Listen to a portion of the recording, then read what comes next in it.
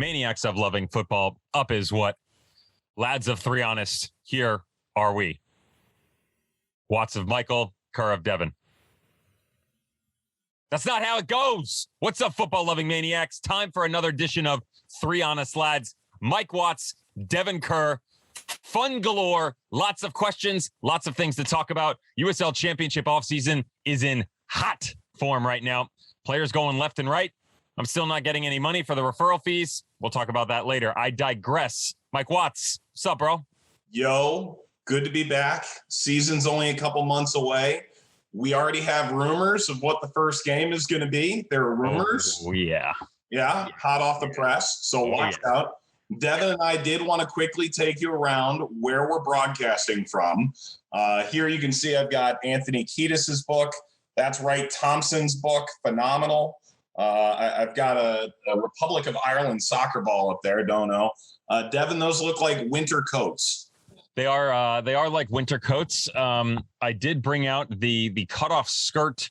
Didn't necessarily know if it would fit into this show or not. Well, maybe we can find a way. Big fan of the pearl on the blouse. It's one of my acquisitions in the off season. I've been stricken, we'll say, to the closet now. Previously, I was in the room. Now I've been pushed into the closet. Acoustically, it's better for the audio. Doing some work that we'll talk about later on. But this is my wife's clothing. My clothing has literally, it used to be right here.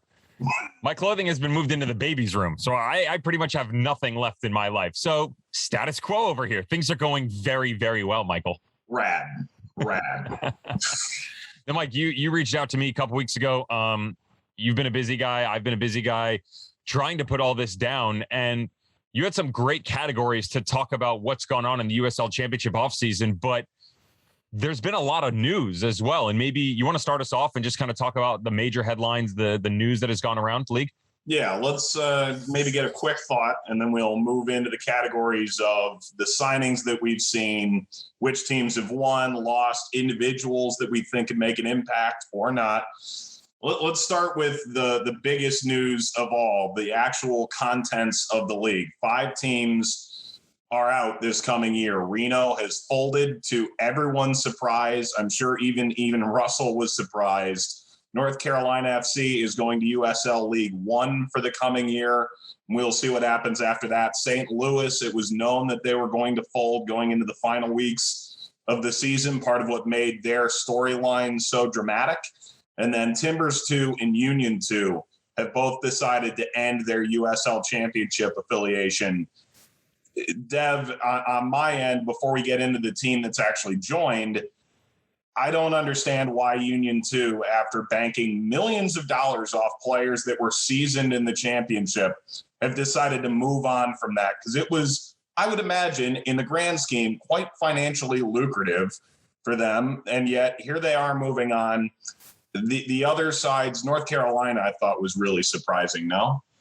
Yeah, North Carolina gets me for sure. I think I got a lot of people outside of the St. Louis that was already that was set in motion, right? And I'm not taking anything away from Reno, but the North Carolina is a big one. Union 2, I want to go back to that for a second, and there's a reason. I think that this started a while back, and people weren't necessarily quick to see the writing on the wall, and I can understand that. I was one of them. But if you look at the pieces that have slowly started to depart that organization with the addition of Ernst Tanner, I'm not knocking him by any means. Philadelphia Union are having a lot of success, both on the field and off the field. But they've gradually moved away from the model that they had previously, where they would bring their reserve players or first-team players in, get them some minutes, guys that were coming off of injury, find a way to move them into what was then Bethlehem Steel, Brendan Burke's boys. They would intertwine some collegiate players. You kind of had a mix of everything. Guys that were benefiting from that, Brendan Aronson. He was one of the ones. I can remember the first game that he played in that we saw when he played FC Cincinnati. And I said to Brendan Burke after the game, I go, dude, this kid's something special, huh? And he said, absolutely. That's not the model anymore, though. They went younger. They went more entwined with what they are calling the beliefs of the organization. A lot of those beliefs, though, are now kind of being dumped by the wayside because so many people involved on the interior are leaving. Brendan Burke is one of them. Stephen Hogan has now acquired a new role. So you sort of wonder, what does the future of that organization look like going forward? And how does that impact their development, to be honest? Because even when you moved away from it, it's hard to say exactly what they were in 2020 because of COVID and because of the groups. And they were so young, a new coach. I really would have liked to have seen that example continue to go forward and play itself out. I think we're seeing the difference between Ernst and Ernie, if you know what I'm saying, in terms of the union's overall concept. Take it for what it's worth. Three other major stories we want to hit on. In terms of teams in the league, Jeff Ruder reported at the beginning of February that Las Vegas will end up being almost an LAFC 2. You and I, Devin, have certainly heard rumblings of that going back to December and January. It would be a bit odd for a LAFC fan to watch that team play against FC Tulsa because they wouldn't know which jerseys to root for, as we all know. And then Oakland. Oakland roots are in. And truthfully, I like the Mafeka signing. It's tough to tell how good they're going to be. To me, it sort of feels like one of those new teams that might be underestimating the level, but they aren't done yet, and they're still adding, and I could be, in the end, way off. But your thoughts on both those stories? Yeah, let's start with Oakland. I think you're spot on. Some popular names in general that have made their way into the team. Salih Muhammad coming over from New Mexico United. That was one of the ones that everybody looked at. Chuy Enriquez, they brought him in. I mean, I'm looking at the names right now. Memo Diaz, of course, from the Houston organization back today. Akeem Ward, interesting signing at outside back. You mentioned Lindo Mafeka Bembiri coming over as well. Wafall is one that everybody's going to look at, but I'm with you. It's not a squad, at least at this point in time, that I look at and say, this team could turn some heads. You do sort of wonder. I've heard some interesting things behind the scenes of what the coaching staff is like. I'm not going to pass judgment because I've never spoken with them. But hearing some things already about how maybe these guys not necessarily taking it for granted, but might not be prepared. And I think those are two totally different things. So for Oakland, what is that going to be? I think people are quick to jump at success recently of some teams like a Reno back in 2017, New Mexico United, of course, in their inaugural year on what they were capable of. That doesn't normally happen. We normally see teams kind of stumble out of the gate, a la Miami FC. I still refuse to say until they show me something. And I think that's probably what you're going to see out of Oakland. What was the second question? Remind me. Oh, sure. LAFC 2. Should it happen? Yeah. What Ruder reported at the time, and worth renoting for The Athletic, was that the USL League office had not signed off on it, that Las Vegas would take almost a hybrid approach, handle the business side of it. The team would train in LA. A lot to figure out there. Yeah. So I would say this. I would be real interested to see what that looks like in terms of its relationship with LAFC and what the control looks like. Brett Lashbrook has shown consistently throughout his tenureship as owner of that club that he wants his hands on everything at a lot of point in times, to a fault, in our opinion, humbly, but I think sometimes it's a bit more of a spectacle than what it needs to be. It's also Sin City, and that's what he wants. So I respect his opinion. If he wants to do that, it's not the way that I would go about it, or a lot of people. You wonder when Bob Bradley and Razov and some of the other guys in the front office are sending players over there, and their academy is really good, LAFC. So this would give them the opportunity to go younger, a la Bethlehem Steel and Philadelphia Union too, and give them an opportunity if they needed some players to come back from injury like we talked about. And I think that would probably be the model there. I'm looking at the front office, though, going, I don't see this working out nicely for those two, just because the ideals are so totally different from one to the other. I will say this. I think LAFC has done a good job of utilizing the championship with guys like Tristan Blackman, certainly comes to mind in his progression going to Phoenix. But this ain't loaning them out. No, and even Jakovic at 30, 34, 35 years old. I can't remember his age off the top of my head. A seasoned veteran going to something like that, he's going to walk into the locker room and go, I got a job to do. I'm going to tune out all this other crap around me. A kid who's 18, 19, 20 years old is going to walk in, and depending on where his background is coming from, might get soaked up into the city, might get led down the wrong path, might be too far away from LAFC's handles to say, okay, we can reel this kid back in. Again, a lot of variables at play there. And to me, I don't see it as a successful story. But again, there's not really enough known about it at this point in time to pass judgment. Yeah. Two more things, and then we get into our offseason edition. There is expectation that the USLPA is going to complete a multi-year, it's been reported as a 5-year CBA with the USL. This has been talked about literally since I first came into this league in 2015. I knew that things were going to go that way. Devon, you're a former player. You would certainly know far better than I the importance of that for this level, to have a confirmed standard of expectation league-wide that the players can agree on. It brings me back to a saying that my parents always told me growing up, and I think it's extremely relevant for every person and any facet of life, is that you can only be taken advantage of if you let yourself be taken advantage of. That's not a knock on the owners. That's not a knock on the players. That's a comment that this game, this league, is continuing to take positive strides. This has to be one of them that needs to get done to benefit everyone, to be honest. Gone are the days, or need to be gone are the days, where players are making $1,500 a month. Like, that's absurd. You know, I've talked to you privately before. I think I've even brought it up on the pod that back in 2008, you know, again, MLS wasn't what it was then as it is now. You know, New York Red Bull offered me a development contract, $14,400 to live in New York and New Jersey. That's poverty level. I mean, literally, how are you? You're supposed to keep yourself as a high-end athletic specimen and playing and a professional, but I'm supposed to live on that. I'm tired of hearing that crap. And I think this will help push the players financially to another level.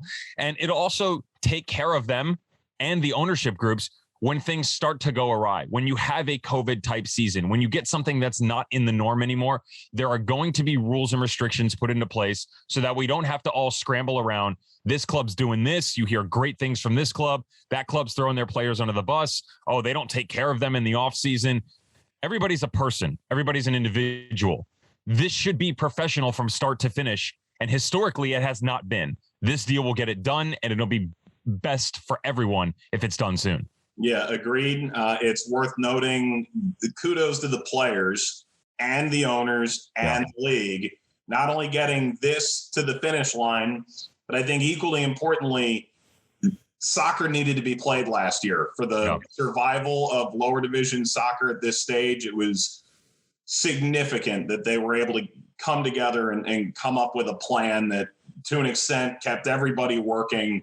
It's far from perfect, but nothing in the COVID world is. So hopefully we've got the outline of a 5-year deal, as has been reported elsewhere. Finally, the season format is out, Devon. This is the perfect conduit for us to move into who we think might compete well in this and may not.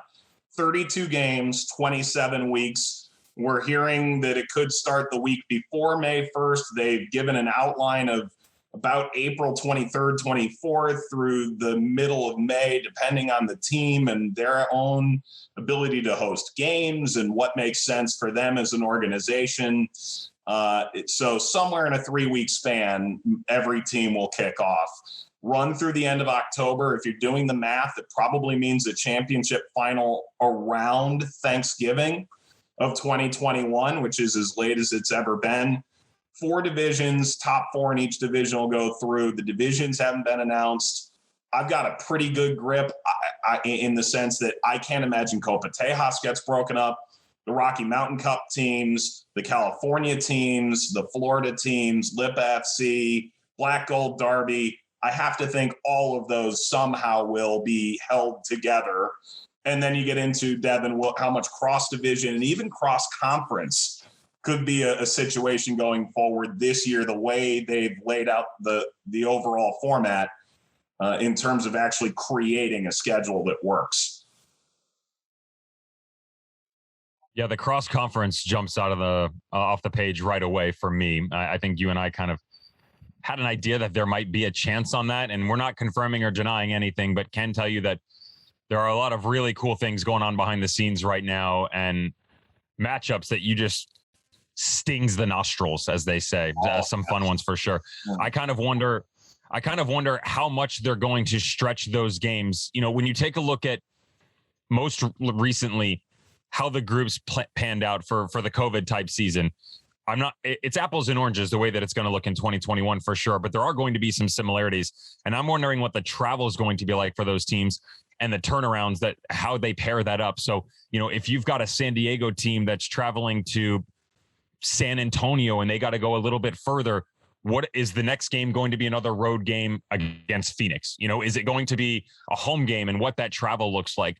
Or is the league going to be a bit kinder and let teams go, okay, well, if you're going to do a long road game, we'll immediately bring you back home so they're not stacking them? In years past, so many coaches have talked to us about the resources that they have. And that's something coming into 2021 that I'm already hearing from people, that they have less of it. You had to cut staff because of COVID. You understand that maybe the finances aren't exactly lining up perfectly. That's going to affect everyone. I had one coach who will remain nameless, and I said, look, you know, I'm really looking forward to the season. Can't wait to see what you guys put on the table. He said, we're wearing even more hats this year. I'd be lying if I said I wasn't concerned because of how much we have to do. He was super excited about the season for sure, but he was concerned as to how much they were going to have to do from a staffing standpoint, because it's very different from previous years. Mike, we had just gotten to a point where you were getting extra staff members. You know, you were getting that extra strength and conditioning coach. You were getting the extra trainer. You don't have that luxury anymore. At certain points in time, maybe the roster comes down a little bit. And so I think these are all things that people are going to look at and see, okay, how is the league going to handle this? How does it set itself up? And which teams benefit from it in the long run? Yeah. Devon, let's do the off-season special we've been planning for 6 weeks.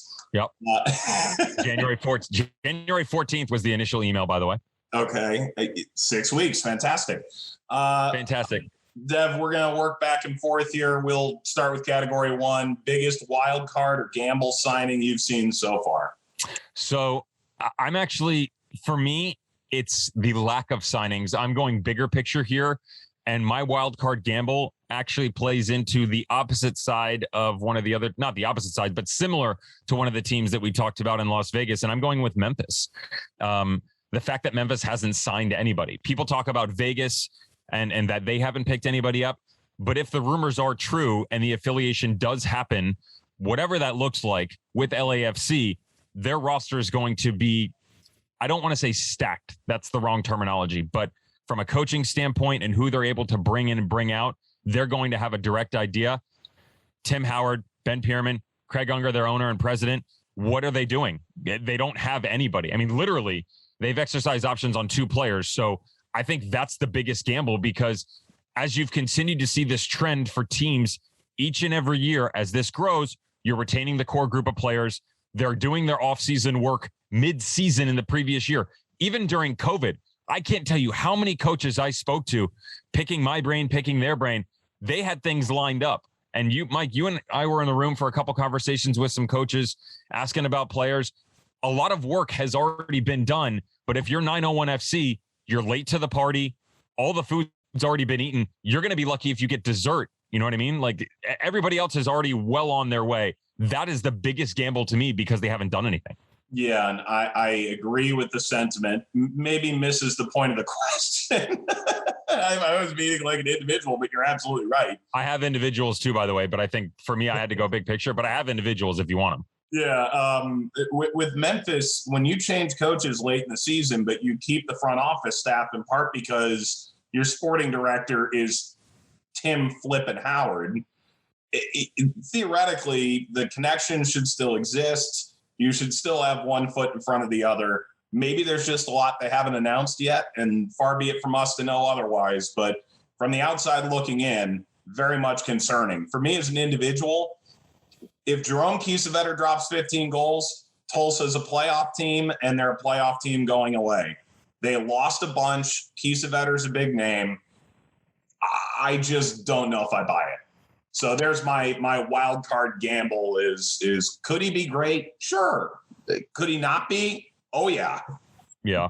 Especially with the lack of repetitions that he didn't receive during his tenure at Inter Miami with that 1 year. I would actually, so I had 2 players down here when it came to individuals. One of them is actually Kiesewetter's old team, Luis Solignac. I wonder what that looks like when he goes to El Paso Locomotive. That's not his style. Right. If you look at what he's been in the past, he needs things to open up. They need quick-fired offense, high tempo. That's not what El Paso Locomotive historically does. Not a knock on Mark Lowry's team. It's just not necessarily a fit.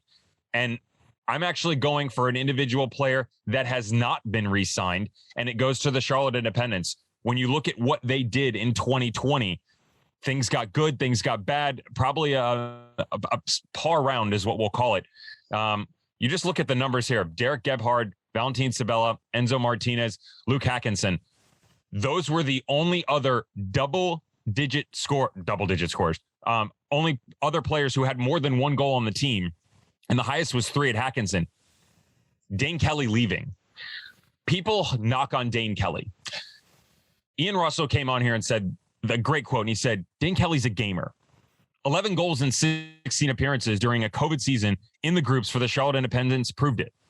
He proved that he could still score goals. I think by not signing him, I think that's a big gamble. They too have not made a lot of roster moves in the offseason, but I think specifically at the number 9 position, when you don't sign a guy who sticks all those goals in the back of the net, I think that's a massive gamble and it's very difficult to replace.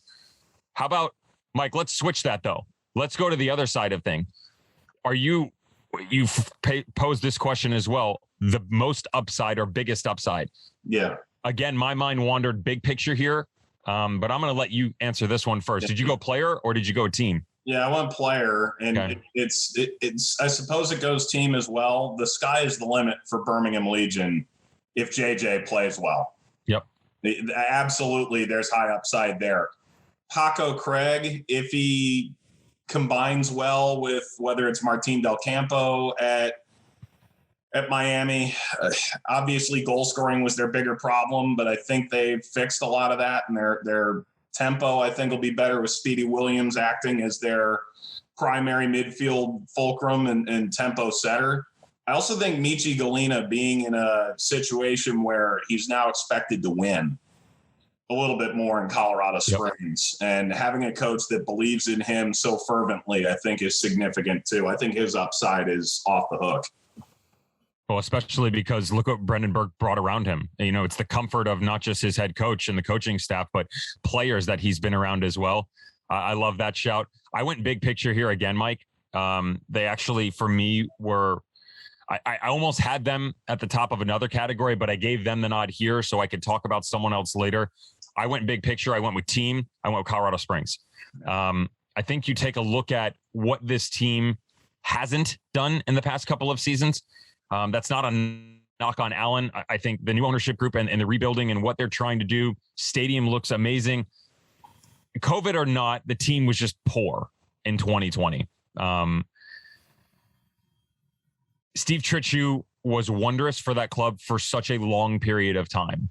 And he was able to work with what was put in front of him. Very difficult variables, very difficult circumstances. And yet they found a way to be relevant. Not great, but be relevant. Sometimes just knocking teams off that were looking for points, and sometimes making teams run on their own. A lot of very good players have gone from that organization and end up being successful elsewhere. As I look at their roster compilation right now, the guys that they've re-signed, players that they picked up, you talked about some of the boys from the Union organization. Mahoney's in there, Galina, Zach Zandy. How about they brought Jimmy Ockford over? I think Jimmy Ockford has a lot to prove considering he was not up to snuff for Louisville City in 2020. Echeverria from Vegas. I actually like him as a player. I don't think he was used appropriately, but I thought he got better as the season went on under Frank Yallop. You keep guys like Austin Doing. Jordan Burt has been the heart and soul of that club for such a long period of time. Then there's a couple question marks for me as to, can Brendan Burke combine the talent that he's brought in with his new guys like Tristan Hodge, like Haji Berry, like Dylan Cerna? You basically just got each level for the squad there on the field. Combine it with the players that are already there. Bring your Union boys in and be successful. I think big picture that they have done a lot of work in the offseason and they have the biggest upside. That doesn't necessarily mean they're going to fulfill it. That just means the work that they've put in, coming from where they were, I think you could see the biggest leap out of them. Yeah, inclined to agree on all of it. And we had a chance to talk to Brendan Burke. Check the YouTube channel. He was awesome. And I mean, you and I were big believers what he was doing in Philly and in Bethlehem, but this is his club now. He's excited about it in Colorado Springs. Most difficult to see in a New Jersey, Dev. Oh, I had three here. I have two. I had three. I'll start with one that's probably the most recent signing is Adam John to Orange County. Yeah. The way the deal's done, they're calling it a loan. I understand that. I think the hatred between Phoenix Rising and Orange County and the way that looks as a player, I think it's going to be very difficult to see him in that jersey. Someone else I had, though, you already mentioned his name, Paco Craig. Yeah. Isn't it going to be weird to see him in a Miami FC jersey? Good on him, by the way. I know he got paid. I can tell you that. And it's going to be weird not seeing him in the Louisville purple. And also another one that it's weird to me because it was still weird last season, but I thought the acquisition could have been good, even though it was a small number of games. Jason Johnson in an Austin Bolt jersey. Yeah. That's going to be weird to me as well. No matter where he ends up ever, all I can ever see him doing is a ridiculous scissor kick 18 yards out with Tyler screaming, "Are you kidding me?" in Phoenix red and black. That I think was retweeted by Drogba in the last 5 days. Yep. No, Tyler gets no royalties. None. Same with this show. Him and Stockley get fucking nothing. Period. They're out. You are the weakest links. Goodbye. For one, hadn't heard anything on contract figures for Paco. Get the bag, boy. Get the bag. Yeah. So good for Paco. And good for him to go overseas and test his level and see where he fit in. Played some games of significance over there. And then, ultimately comes back to Miami and gets hopefully a king's ransom. For me, Robbie Mertz in Atlanta United too. That one is out of left field for me. I think it might be a good fit for him. A lot will be decided based on how Heinze wants them to play at the first team level and then at the USL Championship level. So all that remains to be seen. I also think Jimmy McLaughlin in Louisville, given the amount of bad blood that went on between those sides, I know we've seen Corbin Bone come down, but Jimmy McLaughlin, the baby-faced assassin with a baritone voice, had a way of stunting on Louisville that no other player I felt at Cincinnati did. So now he rolls back down the river, and here he is in Kentucky. And low-key, I'm cool with that. Yeah, I like those. Tyler Gibson could probably throw his name in the mix too, right? Yeah, coming over from Indy, but not as storied as Jimmy. I mean, that's cult-like figure in Jimmy McLaughlin. Tyler not in India as long, right? Yeah, and Cincinnati. The dances he was pulling off and stuff, like Jimmy. Jimmy's a fan favorite for a reason. Jimmy. All right, let's move on to the next category. I like this one a lot. Best signing for system fit. I'm going to let you take the reins and you go first. Oh, I see. This is why we went over all this pre-show. I think we skipped one, but maybe it's later in your list. I don't know. No, we did Jersey best signing for system fit. I teed you up, man. New fan favorite. Is that not on the list? That's not on my list. Oh, I didn't even see it. I didn't even see it. Real all right, Russell Cicerone in Pittsburgh and Drew Skundrich in Loudon. And Skundrich in part because he's already got Andy Sullivan's whole fan base ready to roll. It's grab those, hold on to the tail of the coat, it's Andy Sullivan's big name. So go with your wife. System fit. Unless you've got a fan favorite. Hang on. Fan favorite. I'm going. Oh yeah. I've got one right here. Harry Swartz, New Mexico United. Oh, 100%. I've been extremely impressed with Harry, especially his work ethic and his ability to really be a plug and play player anywhere you need on the field. Every single coach you talk to, whether it was his time at college or his time at the professional ranks, they've all said that this guy's a great locker room guy, fantastic within the community. And I think he'll fit right into what Troy Lesane and Trevisani are doing out there. Yeah. All right. Best signing system fit. Chris Wehan at Orange County. Same exact thing. Yeah, different than they've had a ton of speed out there, but he's a different, more crafty kind of winger than they've had. If you look at their front three, they have basically 6 players signed for those 3 spots. 4 have been all league.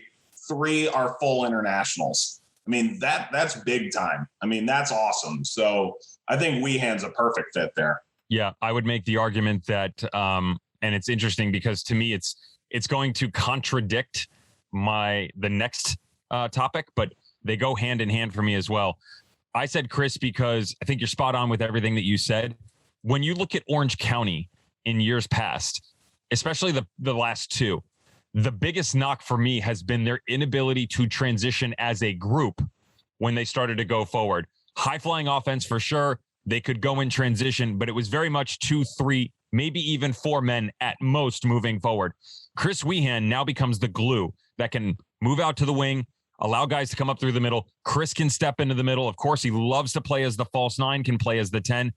The way that they like to move things around out there and interchange so many different players, I think that he is the perfect fit for that team, which leads us right into, in my opinion, the most significant loss. Mike, I'm going to go first on this one. The most significant loss for me is Aiden Quinn. And it isn't necessarily because he's that fantastic for Orange County on the field. Of course he is.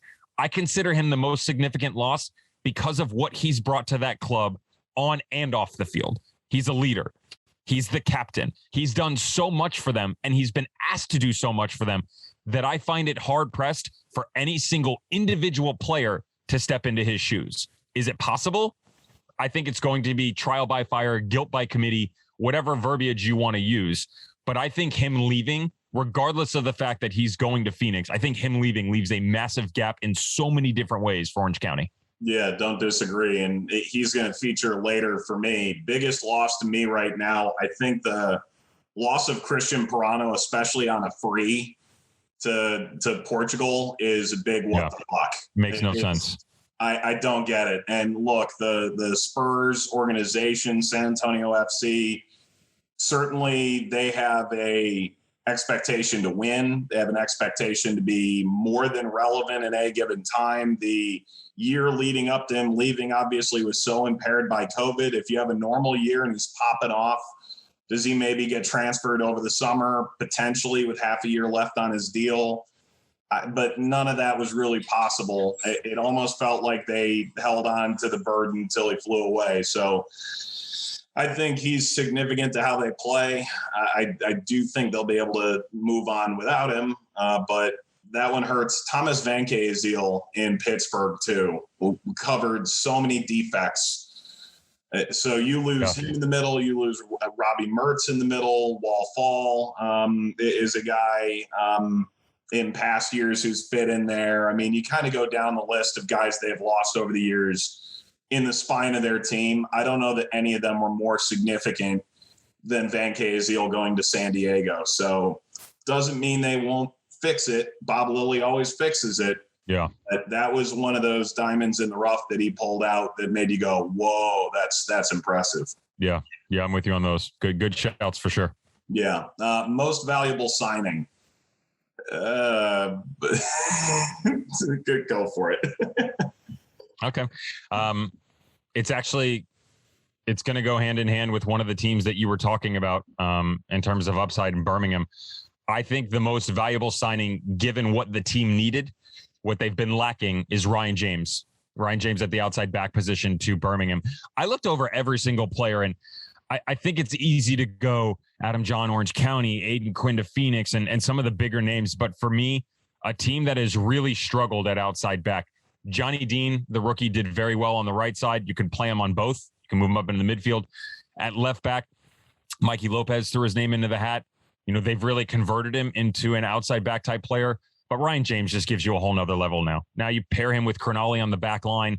They give you the ability now to where kind of what we saw in 2019, to be fair, you know, Stone's got some options now where he can toy with the formation and be a bit more consistent if he does tinker with things where the level of play doesn't fall off.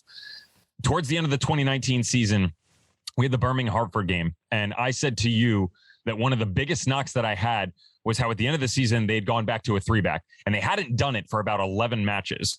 I think it's easy for the fan to go, oh, well, they've done it before. No, that's not how it works. You don't disrupt chemistry unless you're, capable of making that change without missing a beat. Ryan James now gives you that opportunity. Cronali on the back line, you can play 4. You can move him to the outside back position. You can play 3-5-2, move James up into a wing back. You could put James as part of the 3. But considering the players that they had and bringing Ryan James in, I think it is a perfect fit, and he's going to be tremendous for them.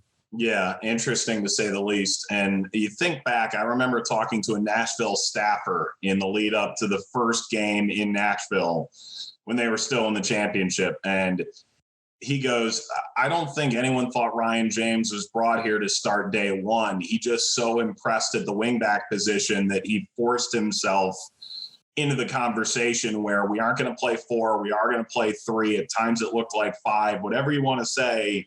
Ryan James forced himself into that equation. Then he moves into Pittsburgh, and now he makes the move south. So super interesting there. The most valuable signing, Lancaster staying. I know that's not technically a signing. It is. He was on loan before. Right. Adam John to Orange County. I totally agree. And now Orange County, New Mexico, and Phoenix. That's the best triumvirate of rivals in this league. That is such an awesome trio that'll all play each other. One would imagine, 4 times if they end up in the same division. If they don't, then that's a crying shame. I was going to go Aiden Quinn here. Workhorse. I don't know how he fits in Phoenix. And Devin, you may be able to speak to that better. They don't play at all like Orange County in the way they've played the last couple of years. Maybe that's because of how Orange County had to play, but Aiden Quinn will cover a lot of ground. He'll be a great leader. He's a workhorse. If it's right, he could be a league MVP on a team that puts up offense like they do. He could end up with, a barrel full of assists and a bunch of goals too. But I think they may need to adjust a little bit to get the best out of him. But I think if it works, he's most valuable. So, and I get where you're coming from. My biggest argument with Aiden Quinn, the reason I say no, is that Phoenix didn't need him. Did they need anything? Yeah. They needed help at the number 9 position because it couldn't be Dadashov for everything. They needed help out on the wing because, Junior's gone. Who's going to step in there? Some of the signings for sure helped them. Their back line needs a lot of help. It still needs a lot of help. That's why I was like, when I looked at this of this category, I was like, player into a team that needed that. That's why I went after Ryan James. Yeah. If I'm Phoenix, I'm looking at, okay, Aiden Quinn's a fantastic signing. 100%. I mean, that is a massive move in the offseason for Phoenix, but it's not a move as a GM that I would have necessarily pulled the trigger on because of some of the depth and the ability to move guys around on that Phoenix team to come into the interior and the players that they had in general. I was just surprised by it. Upside, guy can win the MVP. I mean, 100% he could win the MVP, but he could also go through the motions, help the team continue to do what they're doing, score 6 goals, score 8 goals, 4 assists, 6 assists. That's not a bad year. But for a guy that was so heavily relied upon in Orange County, which was, my argument on the last topic, that's why I kind of didn't lean towards him. I see what you're saying. And again, could be a massive upside. By no means is he going to fall flat on his face. We know that.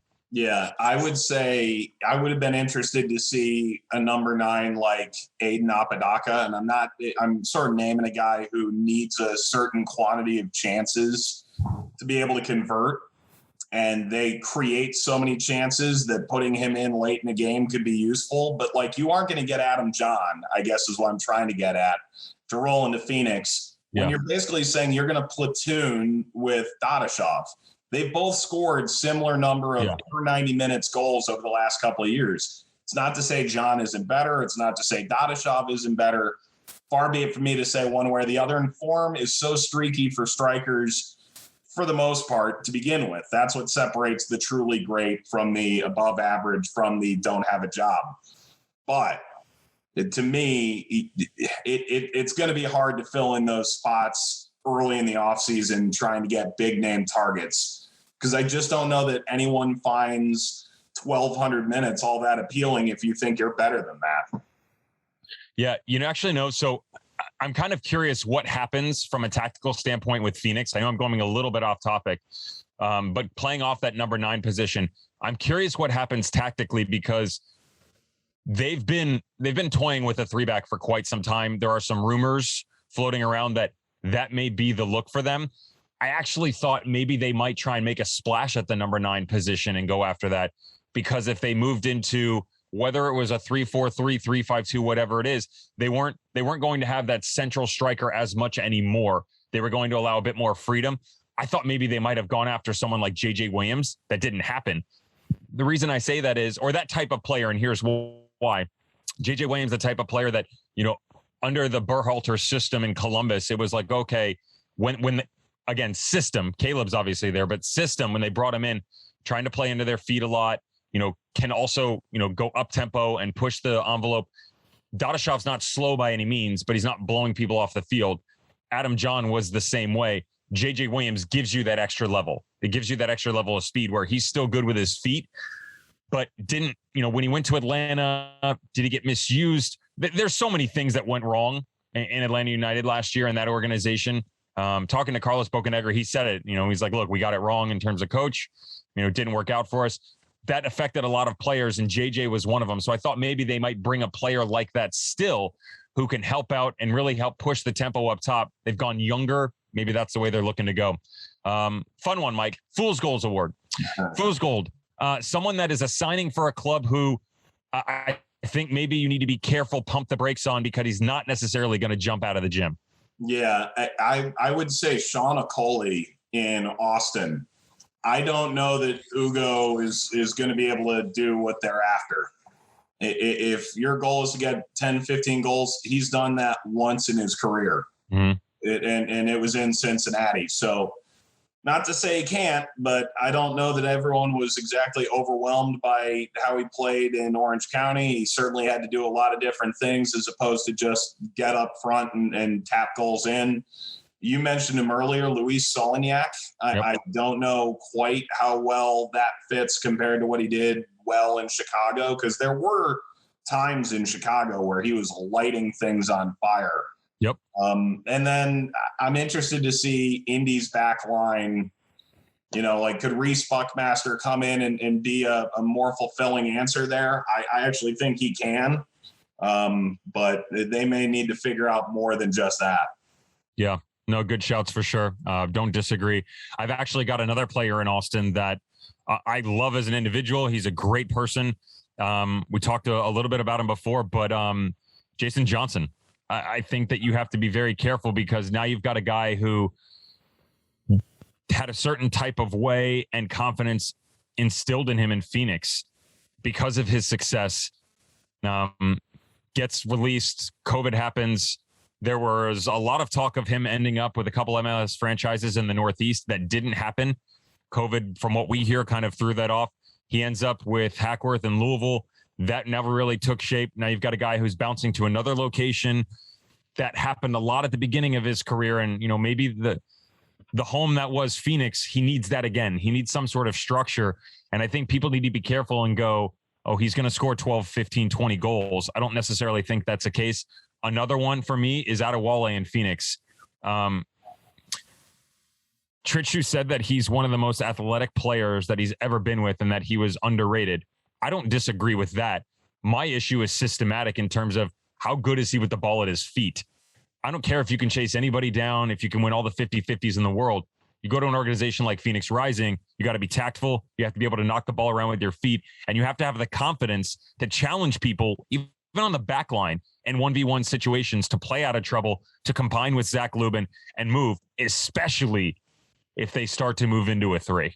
Yeah, and if you look at who goes out, Corey Whelan's out, right? And Damian Lowe, I'm not sure what his contract status is. Yeah, Damian's gone. He's overseas. Corey's overseas. Yeah, it's look, I mean, you look at guys that are gone right now. Damian, that's right, he's in Egypt. Remember Sam Stanton went back to Scotland. Aguinaga is now with El Paso. Corey Whelan, AJ Cochran. It's a back line. I'm going to scroll down right now. So we brought up Adewale as my computer gets slow. There we go. We brought up Adewale and what it looks like back there. Your starting back line right now, you have Darnell King, And I'm talking about players that are out and out defenders. I'm not talking about guys that can play on the back line. Kevin Lambert can play center back. They don't want him to, and they don't need him to. And Kevin Lambert, that's not what he needs in his career either. Exactly. So that benefits nobody but the team. Fine, but you have time to fix it. You got Adewale, Darnell King, Joey Farrell, Declan Wynn. That's not a successful back four to me. That's not even a successful back three. There's a lot of rumors floating around right now that they are going to bring James Musa back. There's a real good chance they're going to slide him into a center back position. I think this team, I don't necessarily think they need to go to a 3. Is it a good option? Sure. Anytime that you have the ability to morph and change and give another look to your opponents, for sure. But I would keep them in a back 4. Find Darnell King at that right back position instead of moving him to the left as a makeshift defender. Go find yourself a left back and go win yourself a championship. You've been looking for it for a couple years now. Yeah. All right, so let's go. I said the biggest upside earlier, and I led with team. I mentioned that I actually had that team, Colorado Springs, in this category for most improved team. I ended up going another direction. Why don't you lead us off and tell us who you have for your squad? Yeah, I'm going to list 3, but one of them I think is clearly above the others. Birmingham kept your boy, Bruno. What's up, Bruno? They kept Mikey Lopez, Crinali. They bring in Ryan James. Yes, there is baggage with Junior Flemings. Is he still a hell of a player? Absolutely, especially at this level. Sign J.J. Williams. Yeah, absolutely. So Van Okel stays in goal. So a lot of speed in wide areas. Miami, Ramon Martin Del Campo and Paco Craig. How much speed is there in that center back pairing? In my personal opinion, not all that much. Could you get 10 goals out of those two? You could. That's very possible. Could. Yeah. So there's some value there. Clearly, they're both at some point been considered, in Paco's case, an elite defender in this league. In Ramon Martin Del Campo's case, I think a markedly underrated player in this league. Ariel Martinez is exciting. Speedy Williams is exciting. I think they've shored up their midfield. They need to score goals. To me, I sound like such a broken record because it looked like this roster was going to pop last year and it didn't. San Diego. Rubio Rubin's out. I get that. You brought in at least Corey Herzog, a guy who can do the job up front. I really like Jack Blake coming in. Yeah, leader of men, great extension of Landon Donovan. Van Azil comes in from Pittsburgh. You've shored up your back line with Joey Greenspan moving on. Hopefully you can get him going and on the field consistently, but having someone who knows how to play that back 3. So for those reasons, I think San Diego might be the team that best improved their chances to win a title this year. I still think they need to shore up the front, though. Yeah, so I'm with you on that. I'm going to stay with San Diego as well. It's not just the names. I want to be clear here because I think it's easy, and I don't mean that disrespectfully towards you, Mike. I think it's easy to look at a Corey Herzog and go, that's a big name. That's goals. They brought him in. For me, it's the fact that this is a team, they went through trials and tribulations, would be putting it kind, for what went on in 2020. I'm not just talking about everything that went on the field, but with COVID and everything, I think this team showed that they were willing to fight and made the argument that towards the end of the season, regardless of how the points played out, forfeits or not, I think this team 2 more games, find themselves in the postseason. That's a scary team that you're signing up against. Yep. And then you add at every single level, Corey Herzog, you brought up, Van Azil earlier, Jack Blake. There are 3 different dimensions. Remember, Van Azil, I want to see where they're going to play him because they can move him off the back line in the midfield if they wanted to. Ebi Akan, someone who I think San Antonio-wise, they didn't get the best out of him, but you saw some good movement. He comes back in. Nicky Jackson, that's a boatload of speed. Is he going to give you double-digit goals? I don't know. I don't know about that one. The coaching staff is going to have to really continue his progression there. I love the signing on loan from Seattle, Trey Muse. Fantastic goalkeeper. He's a beast of a guy. under Yeagley, an Indiana product coming out who just got beat to for lack of better terminology in Seattle. A lot of people will look at him and go, oh, with Tacoma Defiance, this and that. Yeah, when you're playing with high school kids and sometimes kids that were just out of middle school, 15, 16, 17 years old, that's not an easy look for a guy that was, I think, an All-American in college. If not, he should have been. He's a really good shot stopper and an even better player. And for what that organization is trying to do, adding the players for each spots, it's like Ryan James at outside back. I said Phoenix didn't need Aiden Quinn. They needed an outside back. Birmingham needed an outside back. San Diego needed depth. They needed higher tiered players. They did that, and they did it at every level on the field. That team right there has the pedigree to go win a championship. With San Diego, and I'm interested to get your take on this, Landon Donovan didn't say, we're only going to play this way, and this is the only way we're going to do it. He wanted to be entertaining, no doubt. He wanted to fit the personnel with what he did. Yep. How much do you think we know now about San Diego compared to last year, when it sort of felt like they were just trying to make sure that they fit what they were doing around who they had versus trying to necessarily say my way or the highway? Like, what do we know now about San Diego that we didn't a year ago? Here's the biggest thing that it's not what we know, it's what we know the coaching staff knows. And I'll give you an example. We are releasing an interview soon with Nate Miller, assistant coach from San Diego Loyal. And going into the beginning of last season, and this was prior to COVID, first game of the year. Oh my God, who did they play first game of the year? Help me. Vegas. El Paso? No, El Paso. Vegas. Those two crazy goals. They played Vegas. That's right. Yeah. Two crazy goals. And going in, we knew the game. So the game was on Saturday. They had a Tuesday turnaround, and that was happening. We knew immediately they were going to change at least 8 players. They ended up changing 9. They did that because they didn't know what they had. They now know what they have. And people are kind of turning their heads going, what do you mean they don't know what they have? They didn't know where guys were going to be able to line up on the field. Literally. They didn't know if they had, Elijah Martin, what's he going to be? Was he going to be on the back line? Was he going to play in the wing back? Could they move into the midfield? Questions like that, but with every single player. What could Morgan Hackworth do? Until you play real games, you don't know. Nope. It's great that they played teams of CONCACAF league level. It's great that they played some college teams. Ultimately, until you play in the league against the level and see how chemistry works, that's not just a FIFA Ultimate Team thing where it's like they're from the same nationality, +5 chemistry. It doesn't fucking work like that. You do need to figure it out. No. Yeah, and think about this too. The coaching staff knows what they have within each other. They know that, Nate Miller is a great asset. They know that Landon Donovan isn't going to be, he's not going to big everybody. I mean, it's a weird expression, right? But it's true. He's a massive name in soccer in general. And he walks into the room like, is this guy going to be an overconfident who thinks he knows everything? The exact opposite. He surrounded himself with good people. And then take a step further into that organization. Look what they've done off the field. Look what they've done in the community. Circumstance or not, that's a recipe for success. Then you combine a little bit of turmoil, frustration with the results. You get the belief towards the end of the season. You add these off-season acquisitions. That's the perfect storm. I mean, that team is ready to beat some.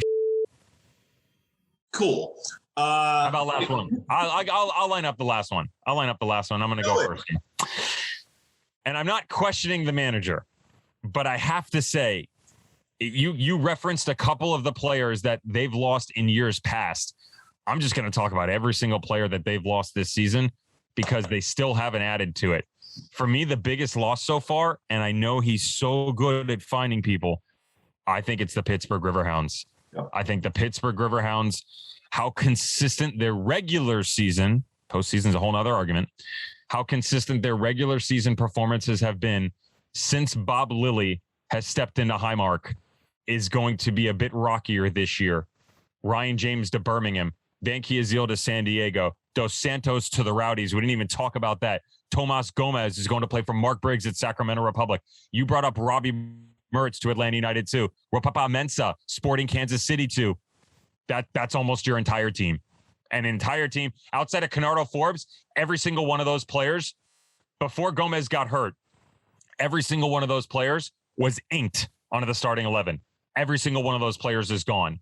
Look at who they've added. And a couple of the names, not bad, but a couple of them, you're like, yeah, there's a lot of work to be done here. So Russell Cicerone, fan favorite, maybe not a page turner. Alex Dixon, the return to Bob Lilly. Don't necessarily know what that's going to look like given the pieces they have. Dijon, Josh Gatt. Josh Gatt's an interesting one. College, we'll talk about on another pod. Workhorse for sure. Ezra Armstrong, Louis Perez, Todd Wharton, Like those guys, compared to the names that are gone, that's not enough right there to keep this team at the pinnacle of regular season title winners, right? Probably not. They're my biggest loser too. Here's what's really frustrating to me is so often in the past, you've seen Bob Lilly host an invitational combine or an open combine and drag 5 guys that play minimum 20 games. They may not all be starters or stars, but out of nowhere. Yeah. I don't know in the COVID environment, you're going to have that capability this year. I genuinely don't know that. And again, it's so late, Mike. But it's so late. Like, I'm not saying it's so late. Like, this always happens. So, like in 2 months, am I going to say Pittsburgh's going to be in the shits? I don't know. Am I concerned right now? Absolutely, I am. Yeah, so compared to everybody else, you have to be, right? I mean, yeah, just with all of the names. I will say this. I'm kind of curious. I want to go back for a second. I'm not saying that this team is going to be astronomically better, but I am curious what Sacramento Republic look like. Yeah. You and I have talked to Mark Briggs enough. Yeah. Like, what they had last year was not exactly how Briggsy would have done it. No, not at all. And you signed Duke Lacroix for the back line. You get Mitch Tainer, the center back who's been there before. You bring him back. I mean, I'm just looking at some of the names. Gomez goes in goal. Tucker Bone, Luis Felipe Fernandez. That's a great signing in midfield. They've done enough to get better. It's not, from A to Z, they're not taking the biggest leap, but I think it's a team that could definitely turn some heads. Yeah, 2 things about that. Obviously, the MLS situation with Sacramento, and this came out earlier in the week. Yep. I don't think we want to dig too deep on it in this pod. Maybe there's room in another. Their COO just left. I mean, make no mistake, going from we're gunning for MLS to what's happening now, who's our owner? And they have an owner, but who's the lead investor moving forward? That's unclear. Yeah. So there's going to be some rats jumping off the ship and some really good people jumping off the ship. So that's a deal that I think is going to be super intriguing with them. I feel terrible for the fans. If you think that's where you're going, understand this from an MLS perspective. They probably stand to gain another $300 million on expansion, dropping the previous owner and bring the price to the current valuation of an MLS expansion team. So, the world just got a hell of a lot more difficult to bring an MLS team to Sacramento. By the same token, as much as there's a cautionary tale in Rochester, in terms of they gunned for MLS, built the stadium and thought it was coming and it didn't, and it fell apart. Sacramento's done this better longer than Rochester did. And that gives me some optimism that they don't exactly have the same progression coming. Yeah. No, I think that's really well said, even though the Raging Rhinos of Rochester of 1999 mythical lore still survives. Yeah, I will say this as well. My last point in our off-season edition, I didn't tell you about this award, but I'm making it up because we haven't mentioned them. It's called the Don't F It Up Award, and it goes to the Tampa Bay Rowdies. Like, you went into Louisville and you slayed the beast. No one goes into Louisville and wins in the playoffs. You might advance in the playoffs, but you don't win. If you get through, it's on penalties. They didn't do that. They sucker punched them in the face. In the first 10 minutes and walked out of there with a win. But what they did was they kept 90% of their roster together. And then they go and add Dos Santos, bring in Luis Fernando, who I think is under the radar. Love that signing. Yeah. I know you've loved him for a long time. So kudos to everybody there, Lee, Neil, the players. They want another crack at this. I mean, the way last season ended, they may get a chance at Phoenix sooner than the final. Who knows? But make no mistake, they were ready to be on ESPN in prime time. They were ready for that notoriety. The fans there are great. And the way it all went down, we've touched on it a little bit, but it's mind-boggling. So the Don't F It Up award goes to the Rowdies. It's what I felt about Indy last year. It's just Indy ended up regressing 2 steps in their division. So yeah, it's the don't F with something that doesn't need to be F with. Sorry, Alex. Is there a censored bar that goes over my face too? Oh man, should we do that? Like some sort of expletive, like asterisk, ampersand. So what player would be our expletive? Like, it's got to be a little face. What player would that be? Oh, that's a good shout. Trying to think. Little Neil Collins face here. Oh man, Gary Smith. I'd be actually much happier if he was never near my face again. But yeah, there you go. It happens. Anyway, all right. Yeah, good. Lovely content. I think we covered a lot there. Michael, thank you very much. Season's right around the corner. Stay sharp. Stay thirsty. Football loving maniacs. We love you. We miss you. We'll see you soon. Say goodbye, Michael. Peace.